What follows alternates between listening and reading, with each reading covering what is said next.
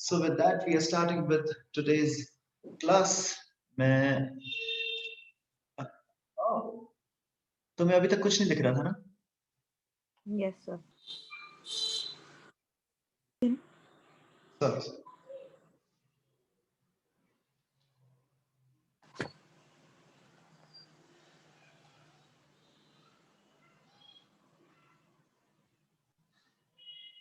Okay, so in a nutshell, we have three kinds of materials: conductors, semiconductors और insulators. Conductors की जो resistivity होती है वो बहुत कम होती है, 10 raised to the power -7, 10 raised to the -8 की रेंज में होती है. फिर उसके बाद सेमीकंडक्टर होते हैं, उसकी रेजिस्टिविटी थोड़ी सी ज्यादा होती है, 0.46 के आसपास. और उसके बाद जो इंसुलेटर होते हैं उनकी रेजिस्टिविटी बहुत ज्यादा होती है. तो रेजिस्टिविटी बहुत ज्यादा होने की वजह से उनका रेजिस्टेंस बहुत ज्यादा होता है, इसलिए वो अपने अंदर में से इलेक्ट्रिसिटी को अलाउ नहीं करते. फिर टेम्परेचर कोएफिशिएंट कंडक्टर्स का होता है पॉजिटिव और इंसुलेटर्स या फिर सेमीकंडक्टर्स का होता है नेगेटिव. Yes.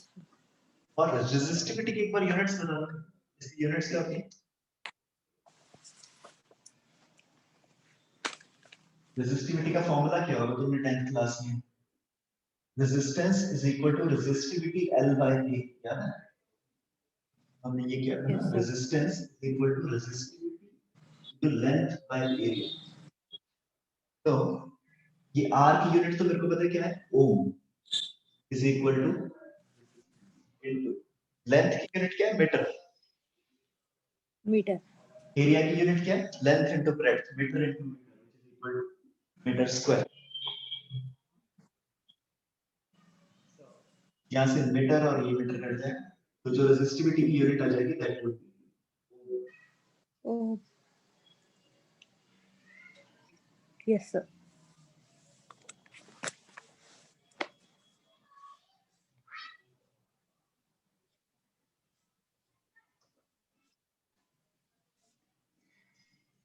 ओके, अब टेम्परेचर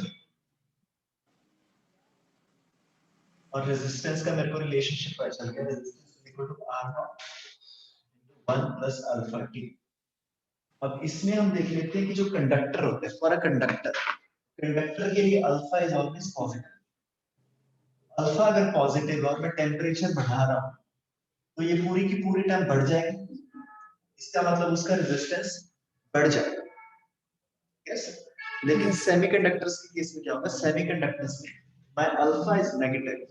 तो अल्फा अगर नेगेटिव है, टेम्परेचर मेरा बढ़ रहा है, तो ये अल्फा टी बढ़ जाएगा. लेकिन नेगेटिव है तो ये पूरा का पूरा टर्म होगा कम हो जाएगा. और अगर ये पूरा का पूरा टर्म कम हो गया तो मेरा नेट रेजिस्टेंस जो है वो थोड़ा सा कम हो जाएगा. ठीक है? Yes, sir. Okay, now next is हमने रेजिस्टेंसेस बहुत सारे देखे हैं अपनी जिंदगी में. फॉर एग्जांपल अगर कोई भी इलेक्ट्रिकल अप्लायंस है, इन अ नटशेल वो एक रेजिस्टेंस है. हमने उसको अलग अलग नाम दे दिए कि ये बल्ब है, ये पंखा है, ये टीवी है. लेकिन इलेक्ट्रिकल टर्म्स में देखें तो ये सारी चीजें एक रेजिस्टेंस है. ये अलग अलग तरह के रेजिस्टेंस है और अलग अलग तरह के पावर्स. तो इन रेजिस्टेंस को अगर मेरे को स्टडी करना है तो मेरे को समझना चाहिए कि रेजिस्टेंसेस काम कैसे करते हैं. कि रेजिस्टेंस साइंटिफिक टर्म्स में, मान लो मैं बाजार में चला जाऊं, मेरे को एक एक्सपेरिमेंट करना है. मैंने एक बैटरी बना ली है, मैंने एक्सपेरिमेंट करना है, मेरे को बाजार में से 12 ओम का एक रेजिस्टेंस चाहिए. तो मैं जाके दुकानदार को बोलूंगा कि भाई मेरे को 12 ओम का रेजिस्टेंस दे दो, या फिर 15 ओम का रेजिस्टेंस दे दो, या फिर 20 ओम का रेजिस्टेंस दे दो. तो वो तुम्हें एक पर्टिकुलर एक कार्बन रेजिस्टर देगा. तुमने देखा होगा अपनी लाइफ में रेजिस्टर कुछ ऐसे सा होता है, पतला सा आपकी होता आवाज है. अटक रही है. Hello, check check check. Hello hello hello hello hello. आज नाइट को ओके, बहुत ज्यादा हैवी रेन्स वगैरह हुई है ना यहाँ. अच्छा अच्छा. हाँ, Madhya Pradesh right. Yes, sir. चलो एनीवेज, मैनेजेबल है, थोड़ा थोड़ा समझ में आ रहा है. Yes, sir. ठीक है. नाउ तुमने ये कार्बन रेजिस्टर देखा होगा. रुको मैं तुम्हें शेयर करके दिखाता हूँ screen. Can you see this resistor? यहाँ पे ये जो Yes, sir. इमेज है ये कार्बन रेजिस्टर है. तुमने अपनी स्कूल की लैब में भी देखा होगा कार्बन रेजिस्टर. इसमें अलग अलग बैंड्स बने होते हैं. तो ये वाला जो है हमारे पास, इसमें देखो एक ब्राउन बैंड बना हुआ है सबसे पहले, सबसे बड़ा वाला जो है. फिर उसके बाद एक रेड बैंड बना हुआ है, फिर उसके बाद एक ब्राउन बैंड बना हुआ है, फिर उसके बाद एक गोल्डन बैंड बना हुआ Yes, sir. तो इस तरह के हमारे पास अलग अलग बैंड्स होते हैं, और ये जो एंड वाला बैंड होता है जो गोल्डन कलर का होता है, ये तो सिर्फ ये बताता है कि भाई इसमें थोड़ी सी एरर आ सकती है। तो जो तीन जो हमारे बैंड्स होते हैं, उन बैंड्स से हम कैलकुलेट कर सकते हैं कि इस पर्टिकुलर रेजिस्टर की कितनी रेजिस्टेंस होगी। फॉर एग्जांपल यहाँ पे तीन बैंड होते हैं, this is number 2, this is number 3। इन तीन बैंड्स के अलग अलग कलर होंगे। फॉर एग्जांपल इसका कलर होगा ग्रीन, इसका कलर होगा रेड, इसका कलर होगा ब्राउन। ऐसे कर करके कोई भी इसके तीन कलर्स हो सकते हैं। उन कलर्स से हमें ये पता लगाना है कि इस रेजिस्टर की रेजिस्टेंस कितनी। ओके, ठीक है, करें, स्टार्ट Yes, करें। sir. तो यहाँ पे जो कलर्स होते हैं, वो कलर्स तुम्हारे ये वाले कलर्स हो सकते हैं। या तो तुम्हारा ये कलर होगा ब्लैक, या फिर तुम्हारा ये कलर होगा ब्राउन, या फिर ये तुम्हारा कलर होगा रेड, या Red. फिर ये तुम्हारा कलर होगा Mm, ऑरेंज, Good. या फिर और कौन से कलर होते हैं, येलो। Yellow, green,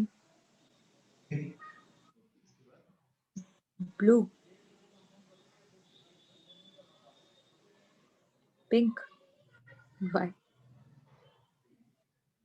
violet. इस रेजिस्टर्स में पिंक नहीं होता। Okay. पहले उसके बाद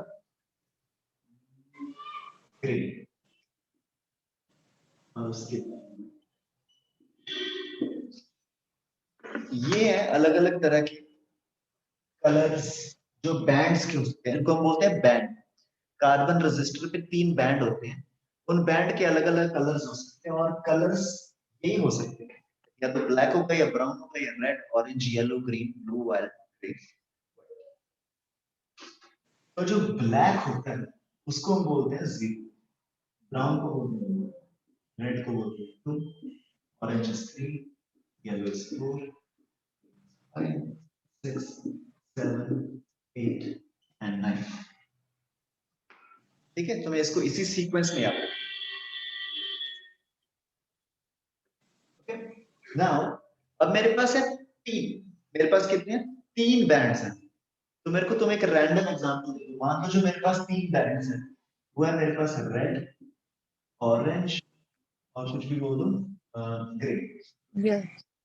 मान लो ये इस सीक्वेंस में मेरे पास तीन बैंड्स हैं, तो मेरे पास क्या क्या नंबर आ गया, रेड, ऑरेंज और ग्रीन। रेड का नंबर कितना है मेरे पास 2, 2, ऑरेंज का नंबर है 3, 3. ग्रे का नंबर है 8। इसका मतलब ये जो पर्टिकुलर रेजिस्टेंस है, जो पर्टिकुलर रेजिस्टर है, ये 2, ये 3, ये 8, ये वाला था रेड कलर का, ये वाला था ऑरेंज कलर का, ये वाला था ग्रे कलर। तो इस पर्टिकुलर रेजिस्टर की जो रेजिस्टेंस होगी, that would be equal to 23 into 10 raised to the power 8 ohms. हम इसको कैसे कैलकुलेट करते हैं, जो पहले दो कलर्स है, पहले दो नंबर्स को तो तुम सीधा इकट्ठा करके 2 डिजिट नंबर ले दो, फिर एंड वाला जो नंबर है that is equal to 10 raised to the power that number. ठीक है, Yes. अब मान लो मैंने तुम्हें एक कार्बन रेजिस्टर दिया, उसमें तुम्हें तीन कलर्स मिल, ग्रीन, ब्लैक और, तो इसकी कितनी रेजिस्टेंस है, Green, black and brown, na? Green, black You and said brown.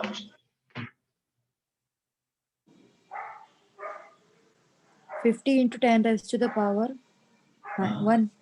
which is 50 equal into to, 10. तो अगर Yes. तुम बाजार में जाओ, बाजार में जाके तुम उसको बोलो कि भाई 500 ओम का रेजिस्टर दे दो मेरे को, तो वो 500 ओम का रेजिस्टर तुम्हें कैसे देगा, वो क्या करेगा, एक तुम्हें ऐसा रेजिस्टर देगा जिसके पहले ग्रीन होगा, फिर ब्लैक होगा, फिर ब्राउन। और इसका कन्वर्स भी ट्रू है। मान लो तुम एक साइंटिस्ट हो, तुम एक मैन्युफैक्चरिंग कंपनी हो, और कोई बंदा तुम्हें ऑर्डर दे दे, तुम्हें ऑर्डर, तुम अभी तुम दुकानदार बन गए हो, ठीक है, और मैं तुम्हारे पास आ रहा हूँ, मेरे को रेजिस्टर चाहिए 49 ओम, 49 ओम का रेजिस्टर देना, मेरे को कौन सा दोगे, Violet. Mm, 49 ओम का चाहिए, 49 Violet ओम and violet. से Yes, sir. 49 ओम चाहिए ना। तीन होंगे ना उसमें, 3 बैंड होंगे। 3 बैंड कौन से Yes. होंगे? सर रिपीट नहीं हो सकते, रिपीट हो सकते हैं ना? हाँ रिपीट हो सकते हैं, ब्लैक ब्लैक ब्लैक हो सकते हैं। मान लो रिपीट कर देते हैं, हम ग्रीन ग्रीन ग्रीन वाला लेते हैं। मान लो एक रेजिस्टर है उसमें ग्रीन ग्रीन ग्रीन, तो ये कौन सी होगी? 5 5 5। तो इसका रेजिस्टेंस कितना हो जाएगा? पहले दो उठाओ, 55 into 10 raised to the power 5। Yes sir. अब मेरे को चाहिए 49, तो मैं कौन से रंग येलो, डालूंगा? हाँ पहले तो येलो डाल देते हैं। Yellow, white and black. Yellow, white and black. Yes, very good. This is 4, 9 and 0, which is equal to 49 into 10 raised to the power 0, which is equal to 49. ठीक है? Yes sir. अब मैं थोड़ा सा रेजिस्टेंस बना के दिखाऊंगा। मान लीजिए मेरे पास एक बैटरी है, 240, यहाँ पे लगा है एक कार्बन रेजिस्टर। इसमें से 3 बैंड हो गए इसके कार्बन रेजिस्टर के। ये जो सर्किट है इसमें से करंट पास कर रहा है 1 एम्पीयर। तो ये जो 3 बैंड्स है इसके रंग क्या क्या है? 1 minute. Red, yellow and brown. Red, yellow and brown. Very good. So this is how you calculate the resistance of a carbon resistor. 2 minute लो, लिख लो। या वो कुछ होता है BB Roy Great Britain very good wife, तो तुम अपना बना लो जो भी। but this is one of them. Now next is तुम्हारी डीपीपी में जो अगला क्वेश्चन है that is about electromotive force. Electromotive E and F भी बोलते हैं। तो ये तीन चीजें हम सॉल्व मान रहे हैं। This is E and F. Electromotive force, तीन चीजें हम इकट्ठी पढ़ेंगे। इलेक्ट्रोमोटिव फोर्स, टर्मिनल वोल्टेज और इंटरनल रेजिस्टेंस। तीन चीजें होती हैं, पहली होती है इलेक्ट्रोमोटिव फोर्स, दूसरी होती है टर्मिनल वोल्टेज, तीसरी होती है इंटरनल रेजिस्टेंस। हम तीनों इकट्ठी पढ़ेंगे। तो इसको पढ़ने के लिए इलेक्ट्रोमोटिव फोर्स सबसे पहले किस चीज की होती है? किसी बैटरी। अब बैटरी तुमने अपनी जिंदगी में ऑलरेडी देख रखी होगी। फॉर एग्जांपल एक तो वो बैटरी होती है जिसको हम टीवी के रिमोट में डालते हैं, है ना, 2 वोल्ट का सेल होता है। और एक ऐसी भी बैटरी होती है जिसको मैं अपने फोन में डाल सकता हूँ। दोनों में डिफरेंस क्या है? वो बैटरी जो मैं अपने टीवी के रिमोट में डालता हूँ वो एक बार डिस्चार्ज होगी तो डिस्चार्ज होगी, उसके बाद में उसको फेंकना पड़ेगा मेरे को। लेकिन जो मेरी ये बैटरी होती है फोन वाली, ये एक बार डिस्चार्ज होगी तो उसके बाद मेरे पास एक ऐसा तरीका भी है कि मैं इसको दोबारा से चार्ज करूं। और फॉर एग्जाम्पल पता ही है तुम्हें, फोन को ना हम रात को चार्जिंग पे लगा देते हैं तो जो उसने बैटरी लूज की होती है वो वापस से गेन कर लेते हैं। Yes sir. तो बैटरी में क्या होता है? फॉर एग्जाम्पल एक बैटरी, तो बैटरी की एक वोल्टेज होती है, सेल बनाते हैं उसमें। सेल ऑलमोस्ट ऐसा सा सेल है, में यहाँ पे पॉजिटिव होता है और यहाँ पे ये वाला जहाँ पे कुछ नहीं मेंशन किया होता है ये नेगेटिव होता है। देखा होगा ना तुमने सेल में पॉजिटिव नेगेटिव होता है। Yes sir. है ना? जब हम टीवी के रिमोट में सेल डालते हैं ऐसा नहीं हो सकता कि भाई ऐसे नहीं घुसा दें उसको, तो हमें देखना पड़ेगा जहां पे नेगेटिव लिखे वहां पे हमें इसको टच कराना पड़ेगा, जहां पे पॉजिटिव लिखे है वहां पे हमें इसको टच कराना पड़ेगा, तभी हमारा रिमोट चले। तो यस सर। ये जो सेल होता है एक्चुअली में ऐसा सा, मान लो अगर मैं बोलूं कि ये 2 वोल्ट का सेल है तो मतलब यहाँ पे हमने 2 वोल्ट का पोटेंशियल डिफरेंस क्रिएट कर रखा है। तो हमने 2 वोल्ट का यहाँ पे पोटेंशियल डिफरेंस क्रिएट किया है, लेकिन ये जो सेल के अंदर का मटेरियल होता है, ये वायर भी तो कुछ ना कुछ रेजिस्टेंस प्रोवाइड करेगी ना। हमने अभी भी बात की थी कि हर चीज कोई ना कोई रेजिस्टेंस प्रोवाइड करती है। तो जो सेल के अंदर का जो मटेरियल होता है ये भी एक रेजिस्टेंस प्रोवाइड करता है जिसको हम बोलते हैं इंटरनल रेजिस्टेंस। ये भी एक रेजिस्टेंस प्रोवाइड करता है, इसको हम बोलते हैं इंटरनल रेजिस्टेंस। ओके, और ये जो बैटरी होती है सेल, तो मतलब अब इंटरनल भी इसका रेजिस्टेंस है, तो जो टोटल जो वैल्यू है सेल की 2 वोल्ट, वो टोटल की टोटल वैल्यू बल्ब को जगाने में काम नहीं आएगी। मान लो ये बैटरी को हमने लगा दिया किसी बल्ब के साथ, ये बल्ब, वैसे तो बल्ब मेरे को ऐसे बनाना चाहिए क्योंकि बल्ब दिखता है ऐसा, लेकिन मैं इसको ऐसे नहीं बना रहा, मैं जस्ट एक रेजिस्टेंस लूं, ऐसे बोल सकता हूँ कि ये मेरा बल्ब है। Yes sir. मान लो ये 9 ओम का बल्ब है, इसका रेजिस्टेंस है 9 ओम्स। फिर इसको मैंने कनेक्ट कर दिया इस सेल से। अब क्योंकि हमने इसको इस सेल से कनेक्ट किया तो ये बल्ब जल जाना चाहिए, लेकिन ये जो 2 वोल्ट पूरी की पूरी इस बैटरी की कैपेसिटी है, जो इसकी वोल्टेज है, वो पूरी की पूरी 2 वोल्ट इसको जगाने में काम नहीं आएगी, क्योंकि उसका थोड़ी सी जो वोल्टेज है वो ये भी खा जाएगा, सेल आप ही खा जाएगा, अपने अंदर ही खा जाएगा, है ना। Yes sir. तो ये जो सेल की जो अंदर की रेजिस्टेंस होती है उसको हम बोलते हैं इंटरनल रेजिस्टेंस। तो internal resistance, the resistance provided by the battery or the cell itself, बहुत छोटी वैल्यू होती है इसकी। अगर ये 9 ओम है तो ये वैल्यू होगी कुछ 1 ओम के आसपास, बहुत छोटी वैल्यू। तो जो सेल की अपनी खुद की रेजिस्टेंस होती है उसको हम बोलते हैं इंटरनल रेजिस्टेंस। रेजिस्टेंस। और जो सेल की टोटल वोल्टेज होती है, the total voltage that the cell has is called electromotive force. Electromotive,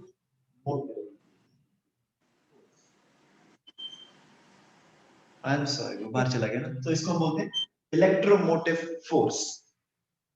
yes sir. Okay, अब इस केस में इलेक्ट्रोमोटिव फोर्स कितनी है इसकी? 2 वोल्ट। तो लेकिन ये 2 की 2 वोल्ट जो फोर्स है वो इसको जगाने में काम नहीं आएगी, क्योंकि we also have an internal resistance. Internal resistance. तो इलेक्ट्रोमोटिव फोर्स उसकी कितनी है? 2 वोल्ट। लेकिन इसके अक्रॉस जो वोल्टेज आएगी वो 2 वोल्ट नहीं आएगी, वो 2 वोल्ट से थोड़ी सी कम आएगी। इसके अक्रॉस जो वोल्टेज आएगी 9 ओम रेजिस्टर या फिर बल्ब के अक्रॉस जो वोल्टेज है, यहाँ पे जो वोल्टेज आती है terminal voltage. Yes sir.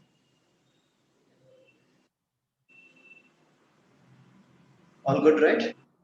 Yes sir. अब तो एक एग्जांपल देता हूं। क्वेश्चंस तुमसे कैसे पूछे जाते हैं नीट में या फिर आईआईटी में, कि मान लो तुम्हें यहाँ पे एक सेल दे रखा है, 37 वोल्ट का ये सेल है, ठीक है, नॉर्मल सेल है ये, इसका भी कुछ इंटरनल रेजिस्टेंस होगा या कैसे, यहाँ पे तुमने लगा रखा है बल्ब। तो क्वेश्चन में मेरे को पूछा गया इस बल्ब के अक्रॉस यहाँ पे कितनी टर्मिनल वोल्टेज कितनी होगी। So question is what's gonna be the voltage across the bulb. Across the bulb मतलब उसकी यहाँ पे वोल्टेज कितनी होगी, टर्मिनल वोल्टेज पूछी गई है मेरे से। और मेरे को ये बता रखा है कि ये जो करंट यहाँ पे फ्लो कर रहा है that is 0.7 ampere current. Options मेरे को 4 दे रखी है। So terminal voltage flowing would be 36 ohm, 37 ohm, 38 ohm या फिर 39। sorry voltage is always in volts ना। So terminal voltage is 6 volt, 37 volt, 38 volt, 39 volt। तो इसमें से टर्मिनल वोल्टेज कौन सी होगी?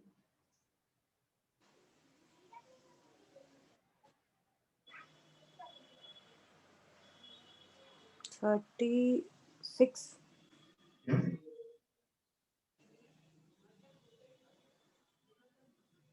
हम्म,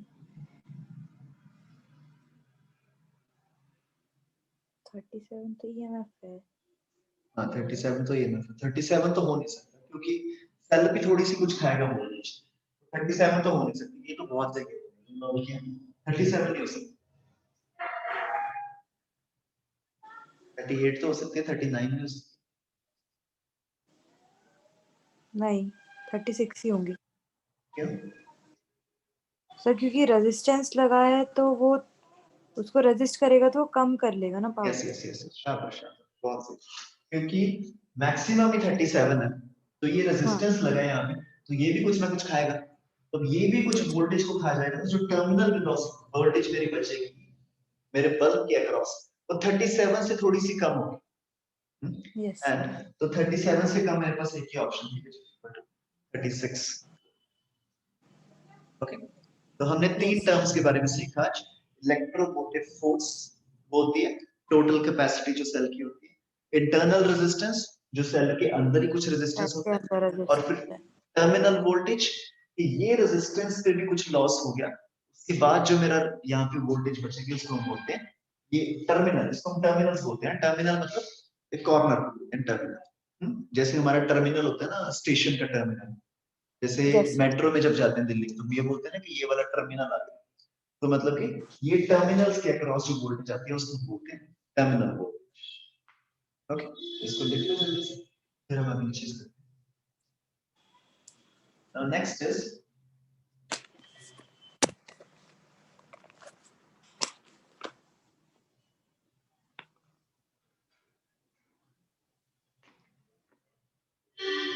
चलो, Yes, sir.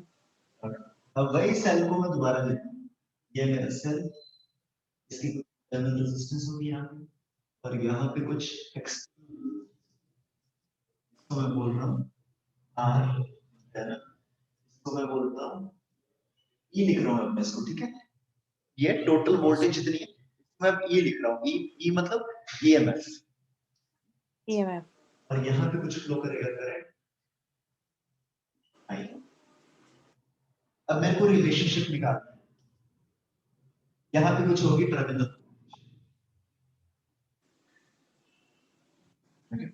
अब मेरे को रिलेशनशिप निकालना है,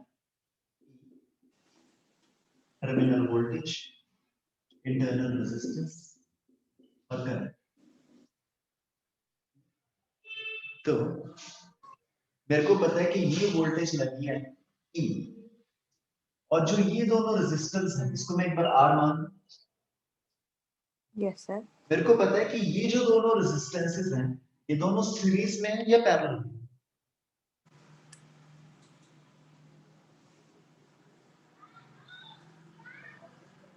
पहले.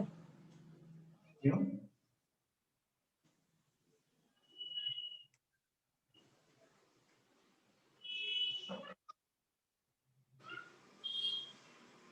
नहीं सर. तो वहाँ पे EMF लगा है ना, हाँ, तो बीच में लग गया इसलिए. तो ऐसी आई थिंक पिछली क्लास में भी हमें थोड़ा सा ये इशू है, रेजिस्टेंस में पैरेलल में कब होते हैं रेजिस्टेंस और सीरीज में। ओके, तो मैं तुम्हें एक एग्जांपल देना चाहूंगा। तो अगर ये मेरी लगी है बैटरी, यहाँ पे ये है रेजिस्टेंस और यहाँ पे ये है, तो ये दोनों रेजिस्टेंसेस क्या सीरीज में या पैरेलल?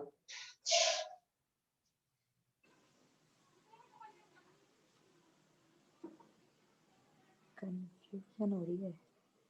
ओके, एक चीज बताओ, अगर ये जो रेजिस्टेंस है इसको मैं यहाँ की बजाय थोड़ा सा इधर राइट की तरफ शिफ्ट कर, तो मेरे आंसर में कोई चेंज नहीं आएगा, है ना? Yes sir. इसको मैं थोड़ा सा अगर नीचे की तरफ शिफ्ट कर दूं तो मेरे आंसर में कोई चेंज नहीं आएगा। Yes sir.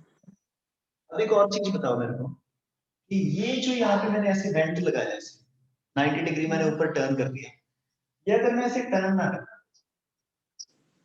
मैं टर्न ना करता, मैं वायर को ऐसे बनाता, ऐसे बना सकते हैं ना, कॉपर वायर ही है, मैंने यस. थोड़ी सी मोड़ दी, या फिर मैं इसको सीधा ऐसे ही बना देता हूँ।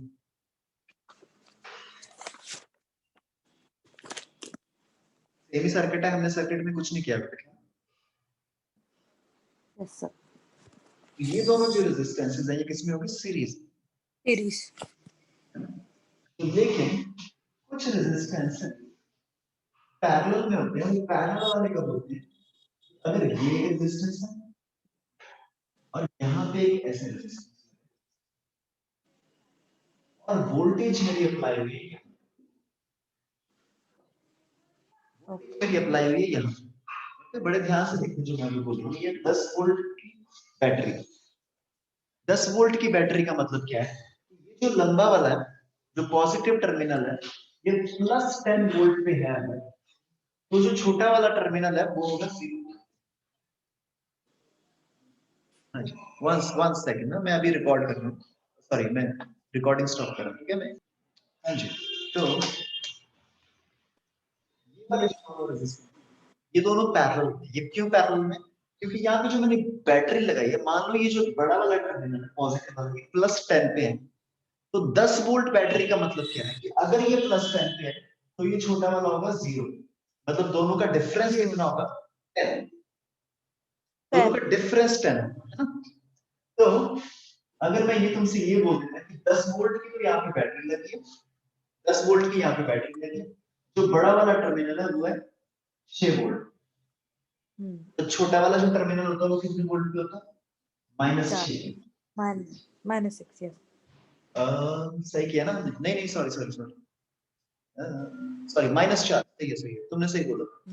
तो छोटा वाला टर्मिनल होगा -4, -4 क्योंकि हमें डिफरेंस कितना क्रिएट करना है? 10 वोल्ट। 10। तो वोल्टेज का डिफरेंस ना, बैटरी 10 वोल्ट का मतलब क्या है? दोनों के जो पोटेंशियल्स हैं उनमें डिफरेंस है 10 वोल्ट। सिमिलरली अगर मैं तुम्हें कहीं पे भी, अब मैं इसको सिंपल कर रहा हूं, इसको मैं मान रहा हूं 10 वोल्ट, इसको मैं मान रहा हूं 0, तो दोनों का डिफरेंस कितना है? 10, तो ये बैटरी होगी 10 वोल्ट। तो अगर मैं पूछता हूं कि किसी भी पॉइंट पे या फिर किसी भी दो पॉइंट पे पोटेंशियल डिफरेंस क्या है या फिर वोल्टेज कितनी है, मैं अगर तुमसे पूछूं कोई वोल्टेज कितनी है, so basically I am asking you what is the difference between the potentials of these two points. यहाँ पे जब मैंने पूछा कि टर्मिनल वोल्टेज, ये टर्मिनल वोल्टेज है आर के अक्रॉस, फिर मैं तुमसे क्या बोल रहा हूँ, यहाँ पे एक पोटेंशियल होगा, potential of point A, potential of point B. इन दोनों पॉइंट्स का जो पोटेंशियल है, इन दोनों पोटेंशियल्स का जो डिफरेंस है, उसको हम यहाँ पे बोलते हैं टर्मिनल वोल्टेज। ठीक है? यस। तो मैं तुमसे कभी भी ये नहीं पूछ सकता कि बताओ इस पॉइंट पे, ये पॉइंट है पी, बताओ इस पॉइंट पे पोटेंशियल कितना है या फिर इस पॉइंट पे वोल्टेज कितनी है। मैं कभी भी तुमसे ये नहीं पूछ सकता कि बताओ इस पे वोल्टेज कितनी है। क्वेश्चन वैलिड नहीं है। मैं मेरे को तुम्हें दो पॉइंट बताने पड़ेंगे कि ये पॉइंट पी, ये पॉइंट क्यू। अब इन दोनों के बीच में मैं वोल्टेज पूछ सकता हूँ, तो मेरे को बताओगे अच्छा इसका पोटेंशियल क्या है, इसका पोटेंशियल क्या है, दोनों का difference will give you the voltage. Yes. Now ये जो सर्किट है, इसमें तो मेरे को सीधा सीधा दिख रहा है ये दोनों जो रेजिस्टेंसेस है ये पैरेलल में। अब ये पॉइंट अगर 10 पोटेंशियल पे, इसका पोटेंशियल है 10, तो इसका भी होगा 10 10 10 10 10, यहां तक पोटेंशियल रहेगा 10। यहाँ पे पोटेंशियल कितना? 0, तो ये पोटेंशियल भी होगा 0 0 0 0 0,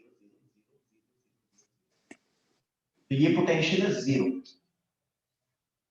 ओके, तो अब ये वाला जो रेजिस्टेंस है R1, इसकी अक्रॉस पोटेंशियल डिफरेंस कितना है? अगर ये 10 पे है तो ये भी कितना होगा? 10 10 10 10 10 10, यहाँ पे आ गया 10 या 0 0 0 0 0, यहाँ पे आ गया 0। R1 के अक्रॉस जो पोटेंशियल आ गया डिफरेंस, मतलब R1 के अक्रॉस जो वोल्टेज आ गया दैट इज 10 वोल्ट। और नीचे अगर ये R2 है तो ये अगर 10 था तो ये नीचे ऐसे ही चला जाएगा 10 10 10 10 10 10 10 10 10 10, यहाँ पे 10 आ जाएगा और यहाँ पे 0 0 0 0 0 0, यहाँ पे 0 आ जाएगा। तो R2 के अक्रॉस भी जो वोल्टेज है दैट इज आल्सो 10 वोल्ट। और जब भी दो रेजिस्टेंसेस के अक्रॉस सेम वोल्टेज आ जाती है उसको हम बोलते हैं कि दोनों ये रेजिस्टेंसेस हैं वो क्या है? पैरेलल। ठीक है, एक बात याद रखना, दो रेजिस्टेंसेस हैं अगर उनके अक्रॉस वोल्टेज सेम आ रही है मतलब जो दोनों रेजिस्टेंसेस है वो पैरेलल है। अब हम अपना दूसरा वाला एग्जांपल लेते हैं कि सीरीज में क्या होगा। अगर मेरे पास एक बैटरी लगी है, ये 10 वोल्ट की बैटरी है, यहाँ पे एक रेजिस्टेंस 10 वोल्ट की बैटरी है, इसको मान लेता हूं मैं 10 से, इसको मान लेता हूं मैं 0। तो अब यहाँ पे सॉरी, अब यहाँ पे पोटेंशियल 10, तो इसका मतलब यहाँ पे भी 10 होगा, यहाँ पे भी 10 होगा, यहाँ पे भी 10 होगा, यहाँ पे भी 10 होगा, यहाँ पे भी 10 होगा। और यहाँ पे 0 होगा, 0 होगा, 0 होगा, 0 होगा, 0 0 0 यहाँ पे भी 0। अब यहाँ पे पोटेंशियल है 10, यहाँ पे पोटेंशियल है 0। तो इन दोनों पॉइंट्स के अक्रॉस जो वोल्टेज आ गई वो है 10 वोल्ट। ओके, लेकिन अब यहां से ये आगे तुम्हारा पंखा, ये तुम्हारा पंखा, ये तुम्हारा बल्ब। अब इलेक्ट्रिकल अप्लायंस आ गया, ये इलेक्ट्रिकल अप्लायंस तुम्हारी कुछ ना कुछ वोल्टेज खींचेगा। तो ये वोल्टेज खींचने के बाद आगे 10 वोल्ट की ट्रांसफर हो गई, यहाँ पे जाते जाते तुम्हारा 6 वोल्ट रहे, मतलब 4 वोल्ट इसने ले लिया, 4 वोल्ट तुम्हारे पंखे ने ले लिया और 6 वोल्ट तुम्हारा बल्ब ले लेगा। ठीक है, तो जो voltage across the fan is 4 volt, voltage across the bulb is 6 volt and the total is equal to the total voltage। तो इन दोनों रेजिस्टेंसेस को हम बोलते हैं कि ये दोनों सीरीज। यस। ठीक है, तो हमारे पिछले वाले एग्जांपल में क्या होता है कि यहाँ पे एक लगी थी बैटरी, यहाँ पे एक था मेरे पास रेजिस्टेंस, यहाँ पे एक मेरे पास था रेजिस्टेंस, और मेरे को पूछा गया था कि ये सीरीज में या पैरेलल में। देखने से मेरे को लग रहा है कि ये पैरेलल है, क्योंकि पैरेलल में हमेशा ऐसी डायग्राम होती है ना, एक ऊपर होता है एक नीचे होता है। अब तुम इसको देखो ध्यान से, ये 10 वोल्ट, ये 0, तो ये यहाँ पे जाएगा 10 10 10 10 10 10 10 10 10 10। यहाँ पे कुछ ड्रॉप होगा, वोल्टेज का ड्रॉप, मान लो 2 वोल्ट बैटरी उठ गई, तो यहाँ पे आएगा तुम्हारे पास 8, यहाँ पे कितना था 10, तो इसके क्रॉस कितना हो गया 2 वोल्ट। फिर ये आगे जाएगा जाएगा जाएगा जाएगा, यहाँ पे 8 वोल्ट, यहाँ पे 0, इसके क्रॉस हो गया 8 वोल्ट, मतलब कि ये दोनों सीरीज में। ठीक है ना, सही है ना सब? Yes sir. अब हमारे वाले केस में हम क्या कर रहे थे, हम रिलेशनशिप निकाल रहे थे ईएमएफ और टर्मिनल वोल्टेज और करंट और आर। ये जी मेरी ईएमएफ, यहाँ पे है इलेक्ट्रोमोटिव, यहाँ पे मेरा फ्लो कर रहा है करंट,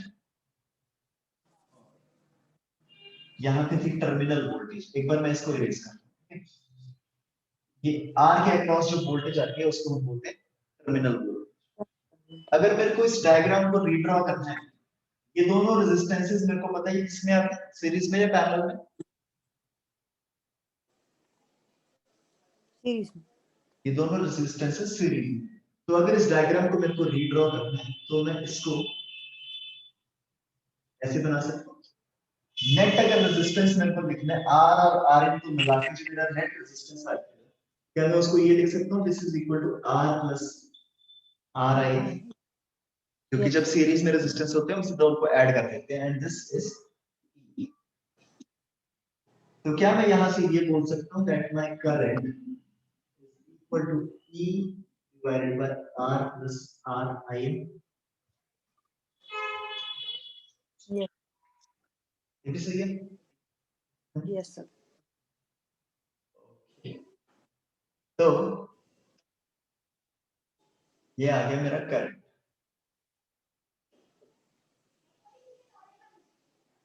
ओके, अब मैं ये बोल सकता हूं कि ये जो E है ये टोटल ईएमएफ, ये टोटल ईएमएफ, ये टोटल ईएमएफ दो जगह पे ड्रॉप होगा। पहले यहां पे थोड़ा सा ड्रॉप होगा, फिर यहां पे थोड़ा सा ड्रॉप। ठीक है, चलो एक एग्जांपल लेके समझते हैं। मान लेते हैं total EMF is equal to 10 volt और उसका internal resistance is equal to 1 ohm, external resistance is equal to 9।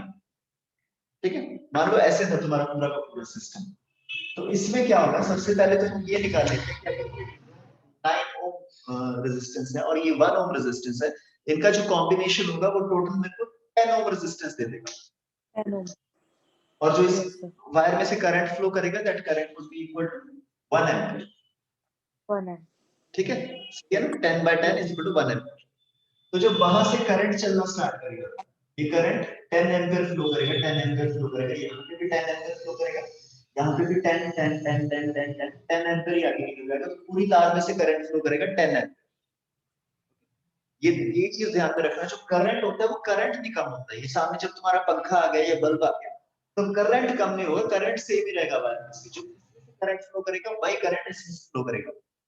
लेकिन यहाँ पे वोल्टेज का ड्रॉप, वोल्टेज तुम्हारी यहाँ पे इसका पोटेंशियल था 10 वोल्ट, लेकिन यहाँ पे कुछ वोल्टेज का ड्रॉप हो जाएगा। तो अगर यहाँ पे 10 था तो यहाँ पे ड्रॉप कितना हो जाएगा, that voltage drop would be equal to current into resistance equal to 1 into 9, which is equal to 9 volt. इसके अक्रॉस 9 वोल्ट का ड्रॉप हो जाएगा, तो यहां पे तुम्हारा कितना पहुंचेगा, 1 वोल्ट। यहां पे तुम्हारा पहुंचेगा 1 वोल्ट। तो मतलब कि इसके अक्रॉस जो तुम्हें वोल्टेज मिली है, terminal voltage, that is equal to 9 volt. ठीक है, फिर ये जो 1 वोल्ट है ये कहां पे जाके ड्रॉप होगा, 1 वोल्ट यहां पे जाके ड्रॉप होगा। 1 volt is equal to 1 ampere into 1। Yes sir. तुम्हें समझ में आ रहा है सब कुछ? Yes sir. अब क्या मैं ये बोल सकता हूँ कि जो टोटल ईएमएफ है मेरे पास, दिस टोटल ईएमएफ ये दो जगह पे ड्रॉप होगी। पहली जगह पे कहां ड्रॉप होगी, current into external resistance, yes फिर plus current into internal. Internal resistance. Okay, yes sir. लेकिन करंट इनटू एक्सटर्नल रेजिस्टेंस इसी को तो हम टर्मिनल वोल्टेज बोलते हैं, yes sir. Plus current into are.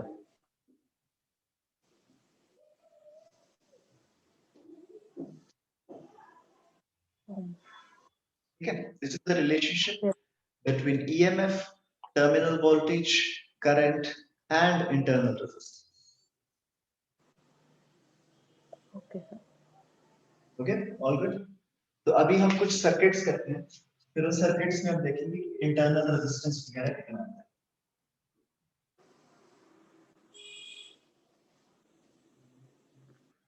मान लो एक सेल है हमारे पास,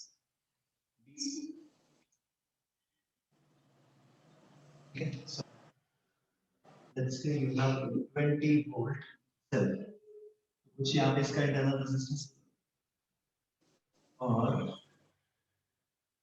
तो हमने कनेक्ट किया एक्सटर्नल रेजिस्टेंस से, वैल्यू है इस वायर में से करंट जो फ्लो कर रहा है वो find terminal voltage and terminal voltage निकालने के बाद you find internal।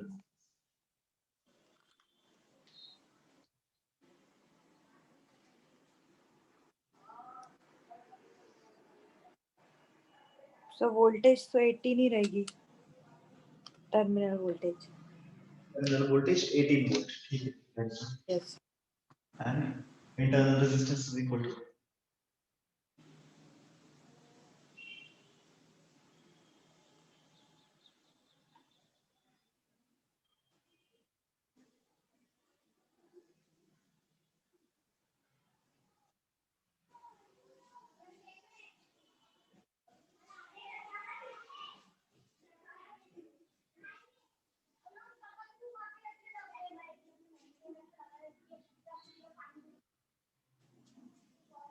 One point one. 1.1। कैसे, गलत है, कैसे?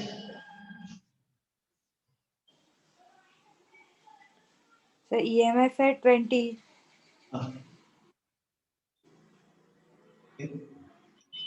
फिर voltage I, terminal voltage I 18।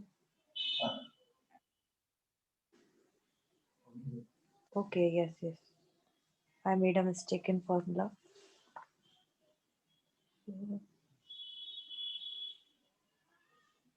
20 is equals to 18 plus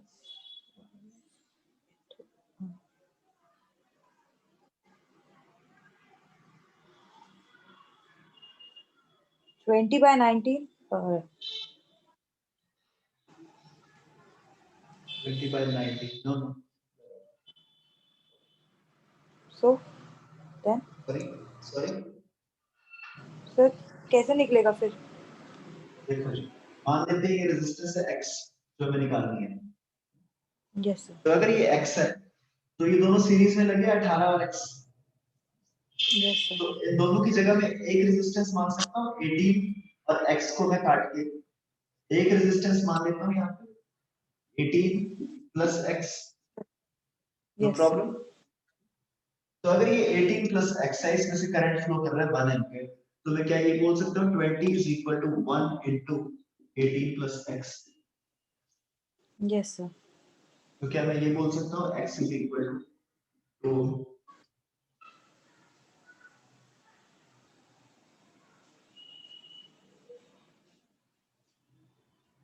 yes sir. आएगा मेरा 2।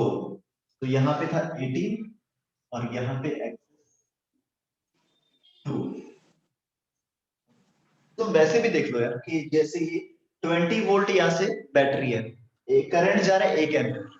तो अगर मैं फॉर्मूला लगाऊं 20 is equal to current into resistance तो इन दोनों का नेट कितना आएगा? इन दोनों का नेट आएगा 20 ओम। तो ये 18 तो ये 2 ही होगा ना तभी तो ऐड करके 20 Yes. करेंगे। तो यहाँ से 20 ओम चला और टर्मिनल ये करंट है 1 तो 1 into 18 is 18 तो टर्मिनल वोल्टेज है 18 वोल्ट। यहाँ पे 18 वोल्ट का तो ड्रॉप हो गया फिर उसके बाद 2 वोल्ट का यहाँ पे ड्रॉप हो गया। Yes. सर पर जैसे वाला फॉर्मूला लगाया था EMF is equals to VT plus IR मतलब internal resistance. EMF is equal to plus IRN so EMF is equal to 20 VT कितना लिखूं 18 प्लस I कितना लिखूं 1 RN कितना लिखूं R. तो 20 minus 18 is 2 is equal to 2. RI। Yes.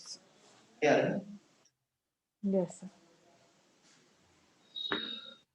तो ये तो वो वाले सर्किट्स हैं जिसमें सिर्फ एक ही बैटरी है। लेकिन अगर मैं तुम्हारे सर्किट में बैटरीज एक से ज्यादा कर फॉर एग्जांपल ये एक बैटरी 20 वोल्ट इसके साथ में एक और बैटरी कनेक्ट करूं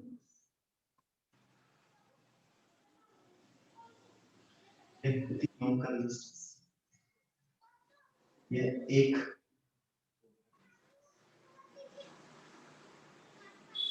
इसके साथ में एक बैटरी लगा दूं 16 बताओ इस सर्किट में कितना करंट पास होगा?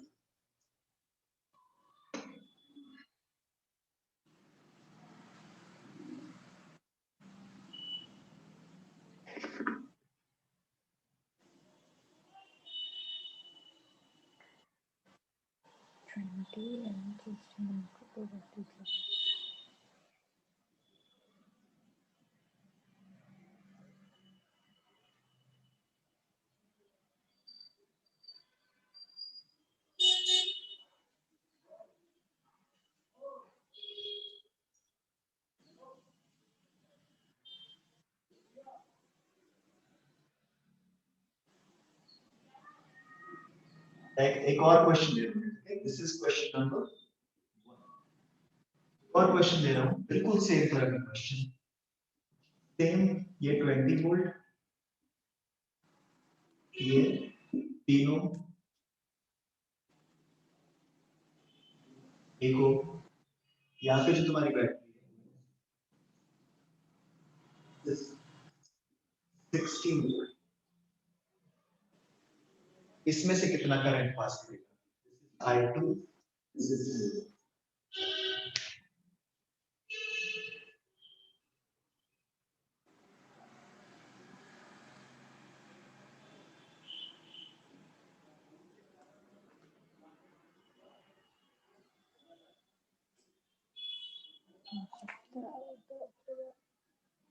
अच्छा दोनों में डिफरेंस क्या है दोनों क्वेश्चंस में फर्स्ट ऑफ ऑल सब बैटरी के साइंस चेंज हो गए।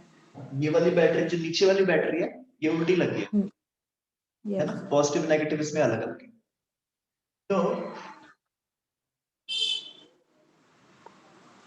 तो इसको थोड़ा सा समझते हैं। देखो ऊपर वाली जो बैटरी है ये तो सेम ही है, 20 वोल्ट की जो बैटरी है वो दोनों सर्किट में सेम ही लगी है, इधर पॉजिटिव टर्मिनल है इधर नेगेटिव टर्मिनल है।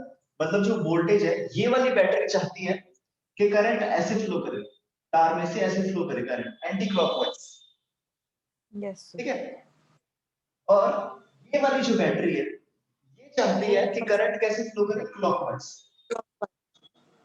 तो ये जो दोनों बैटरीज है ये आपस में अगेंस्ट है, दोनों लड़ रही हैं ये बैटरीज आपस में। Yes. तो सिर्फ इस वाले क्वेश्चन में तुम देखो ये 20 वोल्ट बैटरी कोशिश कर रही है कि करंट फ्लो करे ऐसे, और 16 वोल्ट बैटरी भी यही चाहती है कि करंट फ्लो करे ऐसे। मतलब ये दोनों सपोर्ट कर रही है बैटरीज।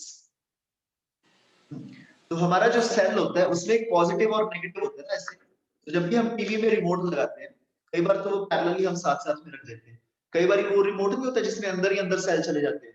तो उसमें हम क्या करते हैं, पहले हम ऐसे सेल डालते हैं उसके पीछे हम ऐसे सेल डालते हैं ऐसे करके। अब इस वाले सेल को मैं ऐसे नहीं लगा सकता क्योंकि अगर मैंने ऐसे सेल लगा दिया तो ये दोनों आपस में कटने लग जाएंगे, ये अगेंस्ट हो जाएंगे एक दूसरे, ठीक है। Yes. Yes you getting it right. तो इस केस में क्या होगा, जो पहले वाले केस में क्या किया हमने, जो बैटरीज है उनको इस तरह से कनेक्ट कर दिया कि ये दोनों एक दूसरे के अगेंस्ट हो रही हैं बैटरीज। अब जब ये दोनों बैटरीज एक दूसरे के अगेंस्ट हो जाएंगी तो हमें देखना पड़ेगा कि दोनों में से कौन सी बैटरी पावरफुल है। ये वाली बैटरी चाह रही है कि 20 वोल्ट फ्लो करेगा, ये वाली बैटरी चाह रही है कि 16 वोल्ट करंट फ्लो करे ऑपोजिट डायरेक्शन में 16 वोल्ट। दोनों में से पावरफुल कौन है, 20 वोल्ट बैटरी। तो किसकी सुनी जाएगी, ऊपर वाली बैटरी की। तो मतलब करंट तो फ्लो ऐसे करेगा जैसे 20 वोल्ट बैटरी चाहती है। तो ये 20 वोल्ट की बैटरी है, इसमें 16 वोल्ट जो इसकी एनर्जी है वो तो इस चीज में लग जाएगी, इसको काटने। Yes. 16 वोल्ट तो इसको काटने में लगी। तो अल्टीमेटली हम ये बोल सकते हैं कि यहाँ पे दो बैटरी थी, यहाँ पे एक ही बैटरी थी, 4 वोल्ट की। Very good. यहाँ पे एक ही बैटरी थी 4 और Yes. ये 1 ओम ये 3 ओम, तो टोटल कितना हो जाएगा 4 ओम। 4. तो करंट यहाँ पे कितना फ्लो कर जाएगा इस तार में से,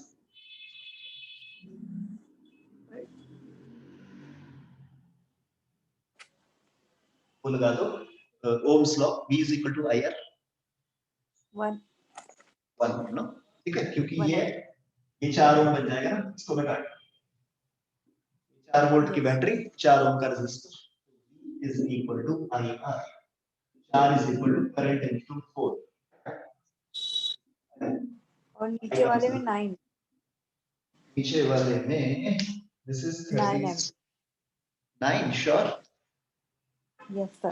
because total voltage is equal to 36 is 36. equal to current into charge. So current comes out to be 9 amp. Yes sir. ठीक है जी। Yes sir. So this was all about circuits.